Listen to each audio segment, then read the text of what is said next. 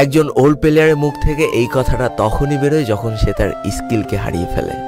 যেই পুরানো প্লেয়ারের গেম প্লেটা দেখে আজ তোমরা হাসছো, এমন একটা সময় ছিল যাকে কাস্টম খেলার জন্য সর্বপ্রথম হায়ার করে নিয়ে যাওয়া হতো।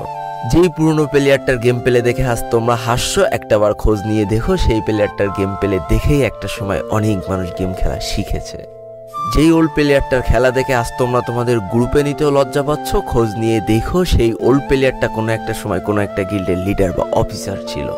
যেই ওল্ড প্লেয়ারটা আজ তোমাদের রিভাইভ দিতে যেতে ভয় পাচ্ছে, মনে রেখো একটা সময় ছিল যখন এই প্লেয়ারটাই পুরো মাঠ একা ফাঁকা করে বুয়া নিয়ে আসতো। যেই নতুন প্লেয়ারগুলো শুধুমাত্র ডাইনামিক ডুয়োর সাথে গেম খেলার জন্য সারা রাত জাগো, তোমরা মনে রেখো যারা ওল্ড প্লেয়ার ছিল তারা সারা রাত খালি ট্রেনিং পিটাতো নিজেদের স্কিল ভালো করার জন্য। আমি জানি আজকের দিনের যারা অনট্যাপ মারা প্লেয়ার তারা কখনোই ফিল করতে পারবে না যে বসে জুম করে উঠে হেডশট মারার মজাটা আসলে কি ছিল। আমি জানি যেসব ওল্ড প্লেয়াররা এই গেমের থেকে হারিয়ে গিয়েছে তারা এই গেমটাকে আজও ভালোবাসে।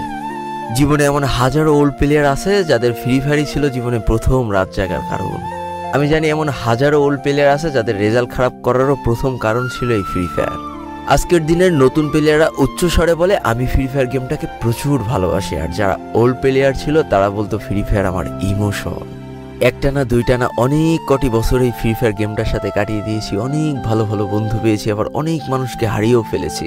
আমি জানি এমন অনেক ওল্ড প্লেয়ার আছে যারা এখনো এই ফ্রি ফায়ার গেমটাকে দিনের পর দিন খেলেই চলেছে সেই ইমোশনের জায়গা থেকে। স্যালুট তাদেরকে।